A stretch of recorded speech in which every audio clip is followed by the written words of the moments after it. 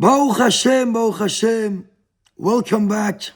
Après des belles fêtes de Tishri qu'on a passées, Baruch Hashem, même dans ces moments difficiles, on doit être fort et on doit être joyeux de pouvoir continuer à faire ce qu'on a fait et on va le faire en force. Tout d'abord, je tiens à tous à vous souhaiter une très belle année, spirituellement et matériellement, dans la joie, dans le bonheur et dans la santé. On va parler aujourd'hui sur l'importance qu'on voit qu'Akadosh Baruch Hu, on voit qu'il a envoyé dès le début dans Sefer Bereshit, on voit qu'il a envoyé des épreuves, que ce soit par rapport avec Adam Arishon, concernant Chetz et Adaat, la faute qu'il a fait. On voit comme quoi l'histoire avec Caïn et Hevel. On voit le Dor HaMaboul dans cette paracha. On voit plein de choses que le bon Dieu a mis sur terre dès le début de la création du monde. Il a mis beaucoup de moments difficiles pour certaines personnes. Et la question qui est posée après tout, c'est une question qu'on peut se poser, nous tous, dans notre vie de tous les jours. Pourquoi Kadosh Baruch Hu, il a commencé la création du monde avec des moments difficiles?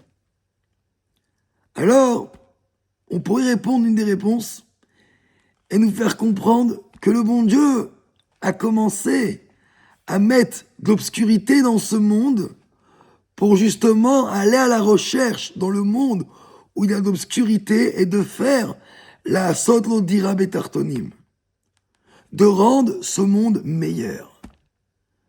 Et ça, c'est le rôle d'un juif, que dans n'importe quel endroit où il se trouve, du moment où tu te trouves dans l'obscurité, qui est pour toi un moment difficile, qui est pour toi un moment d'épreuve, eh ben sache qu'Akadosh Baruch Hu, il veut justement en toi, en nous, de pouvoir rendre ce moment d'obscur et le rendre en lumière. Et ça, c'est une leçon pour nous. On vit dans des moments difficiles, mais il faut savoir que tout ce que le bon Dieu envoie, et après tout, pour nous faire comprendre qu'on a des forces, qu'on est capable de les dévoiler, qui se trouvent en nous, et de prendre ces forces et de rendre ce monde meilleur. Tant d'épreuves. Le bon Dieu a envoyé le Maboul. Ça a été difficile. Noach s'est protégé avec sa famille. Il a construit une teva. Mais Noach était un tzaddik. Et il savait qu'après tout, ce qui a été la volonté d'Akadosh Baruch Hu, la volonté d'Hachem, était après tout pour dévoiler nos forces. Et nous, aujourd'hui, on a le devoir que si Akadosh Baruch Hu nous envoie une épreuve, n'est pas chas v'shalom, comme peut-être souvent des gens peuvent nous dire et nous faire comprendre que quand Dieu envoie une épreuve, c'est pour peut-être chas v'shalom nous punir. Onesh, la punition. Est-ce que Dieu veut nous punir? Nous sommes les enfants de Dieu. Akadosh Baruch Hu, il veut nous faire du bien. Alors des fois, il envoie de l'obscurité pour nous montrer à nous qu'on est capable de rendre ce monde obscur et le rendre ce monde meilleur. Mais tout ça dépend de nous. Tout ça dépend de nous. Est-ce que aujourd'hui, quand Akadosh Baruch Hu va nous envoyer une épreuve, chacun à son niveau, on doit comprendre que ce n'est pas une punition. C'est une leçon pour nous faire comprendre qu'on est capable de changer ce monde et le rendre meilleur. Akadosh Baruch Hu, quand il avait envoyé le Maboul, il aurait pu envoyer une Reidat Adama. Il aurait pu dire, tu sais quoi, je veux changer ce monde, je suis pas bien ce qu'ils ont fait, eh ben je vais faire un tremblement de terre. Non. Dieu, il a envoyé le Maboul. Et lorsque quand on envoie le Maboul, il a envoyé une leçon pour en même temps purifier le monde. La même chose pour nous. Demain, tu fais une remarque à une personne. Demain, tu dis quelque chose à une personne. Est-ce que, quand tu fais quelque chose, tu le fais pour critiquer, tu le fais pour montrer une remarque à une personne, ou tu le fais pour purifier le monde? Quand demain, tu dis à qui soit ton enfant, tu vas lui dire pour qu'il change, oui, et pour qu'il aille dans le bon chemin. Fais attention à la façon comment tu lui dis la chose. Dis-lui pour le purifier. dis-lui pour le changer. Et ça, c'est ce qu'Akadosh Baruch Hu nous apprend dans cette paracha de Noach. Que quand Dieu envoie un Maboul, il envoie pour purifier le monde. Et nous, aujourd'hui, la même chose. Lorsque quand on doit faire quelque chose de bien, on le fait pour purifier le monde. Et pour ça, je voudrais finir avec une belle histoire. C'est une histoire qui me touche beaucoup. Comment voir, comment le rabbi, souvent, il expliquait la façon comment partager un message à quelqu'un, mais de le faire d'une bonne façon, d'une bonne manière.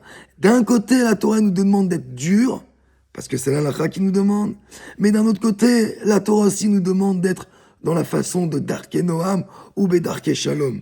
Et il y a une histoire que je voudrais partager avec vous aujourd'hui. Cette histoire est dans les années 70, si je ne me trompe pas, lorsque quand le rabbi Motzei Chag Simchat Torah, après les dernières fêtes de Simchat Torah, le rabbi avait souvent chaque année coutume de distribuer à chacun Kos Shel Bracha, de prendre un verre de Kiddush et de donner à chacun qui passait devant le rabbi et leur donner une petite goutte de Kos Shel Bracha à chacun. Et ce Motzei Chag Simchat Torah, chaque année, il y avait un chazan, un chanteur, qui chantait des chants magnifiques. Et chaque année, il chantait des chants. Et une année, ce bon juif-là qui est venu chanter à la sortie de la fête de Tishri, Motzei Chag Simchat Torah, il s'est mis à chanter. Et tout d'un coup, il y avait sa petite fille. Elle avait 9 ans. Elle s'est mise aussi, tout d'un coup, à chanter. Et quand cette fille a chanté, alors tout le monde, au 770 à Easton Parkway, où il y avait des milliers de personnes, qui ont entendu cette fille chanter, on le sait qu'Al Pi Halakha, on n'a pas vraiment le droit d'entendre une fille chanter, une femme chanter, qui est appelée Kol Isha. C'est interdit. Donc Al Pi Halakha, l'Halakha nous interdit. Maintenant, on va faire du mal à cette fille, ou va faire honte à cette fille, lui dire, tu sais, c'est interdit de chanter maintenant. T'es une fille, tu peux pas chanter.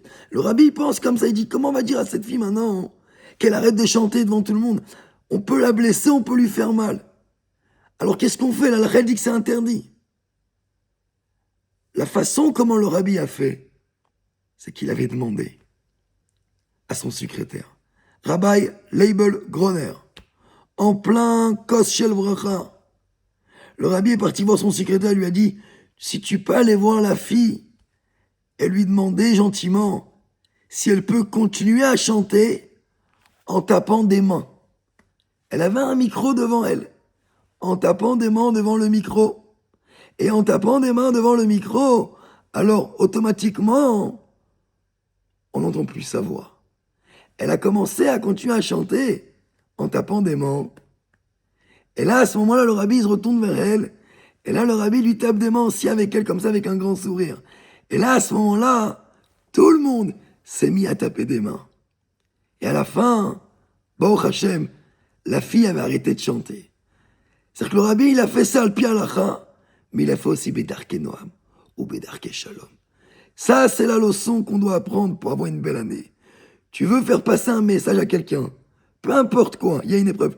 Est-ce qu'on est là pour purifier le monde? Ou est-ce qu'on est là pour interdire et d'empêcher les gens de vivre sur terre? Tu as une remarque à faire à quelqu'un, fais-le d'une façon avec amour.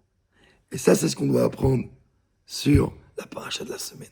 Que quand Akadosh Baruch Hu, il a envoyé le Maboul, il l'a envoyé d'une manière, l'étaher et ta'olam, de purifier le monde. Et quand on purifie le monde, alors le monde, le bon Dieu est content de nous, de pouvoir nous donner encore plein de brachot et plein de bénédictions.